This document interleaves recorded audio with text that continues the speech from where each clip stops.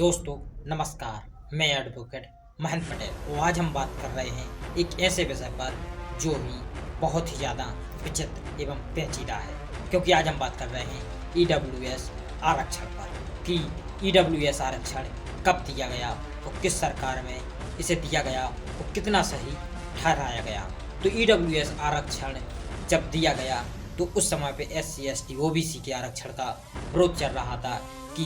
EWS वर्ग या फिर कहें तो जो सामान्य वर्ग के नागरिक हैं वह SC ST OBC के लिए जो आरक्षण दिया जाता था उसका वह विरोध कर रहे थे, नहीं तो कह रहे थे कि हमको भी आरक्षण दिया जाना चाहिए। तो फिर सरकारों ने सोचा कि जब सभी को उनकी हिस्सेदारी के अनुसार आरक्षण दिया जा रहा है तो फिर इसमें जनरल वर्ग के लिए भी 10% आरक्षण की व्यवस्था की जानी चाहिए, जिससे कि ये विवाद भी समाप्त हो जाए कि एक वर्ग को मिल रहा है, एक वर्ग को आरक्षण नहीं मिल रहा है। इसी दिशा को आगे बढ़ाते हुए सरकार ने या फिर कहे भारतीय जनता पार्टी की नरेंद्र मोदी सरकार ने 2019 में एक ऐतिहासिक निर्णय लिया और दोनों सदनों से ईडब्ल्यूएस आरक्षण 10% करके ईडब्ल्यूएस समाज या फिर कहे तो समान वर्ग के लिए आरक्षण दे दिया, जो नौकरियों एवं शिक्षा विभाग में लागू भी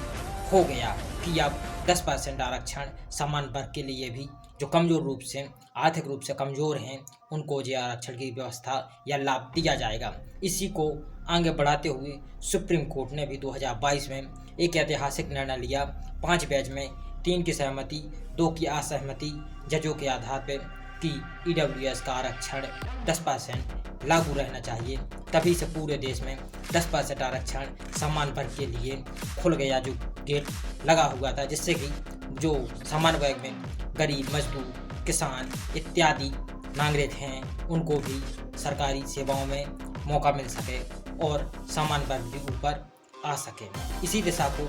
आगे बढ़ाते हुए एक विवाद ये भी समाप्त किया गया कि अब SC ST OBC को जो आरक्षण मिल रहा है उसका अब समान वर्ग विरोध नहीं कर सकता, क्योंकि जिस दिशा से SC ST OBC वर्ग को आरक्षण है उसी व्यवस्था अनुसार ईडब्ल्यूएस या फिर कहें सामान्य वर्ग के लिए भी आरक्षण की व्यवस्था है। तो अब ये विचार होना बंद करने चाहिए कि SC ST समाज को आरक्षण गलत मिल रहा है, क्योंकि उनको आरक्षण मिल रहा है तो सभी समाजों को और सभी वर्गों को आरक्षण मिल रहा है। अब एक दूसरे को नीचा नहीं दिखाना चाहिए, क्योंकि जितना हिस्सेदार SC समाज को और OBC SC समाज को मिल रही है उतना ही हिस्सेदारी से समान वर्ग को भी आरक्षण मिल रहा है। तो अब ये कहना बंद कर होना चाहिए कि 90% वाला काम नहीं मिलेगा और 10% या फिर 40% 50% वालों को नौकरी मिलेगी। तो अब इस आरक्षण की दिशा में सभी वर्गों को समान रूप से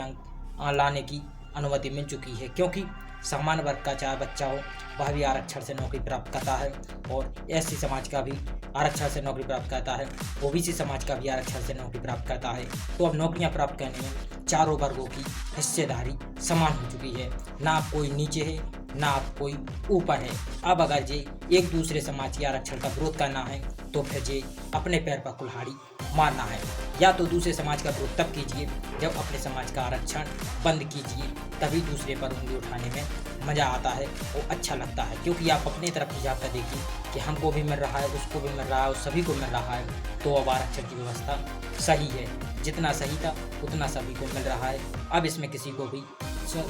विचार एवं किसी को भी गलत नहीं कहना चाहिए, क्योंकि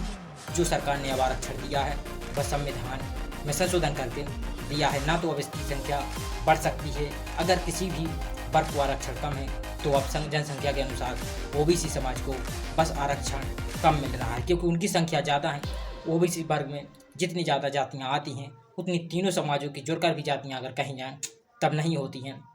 परंतु जितनी SC समाज की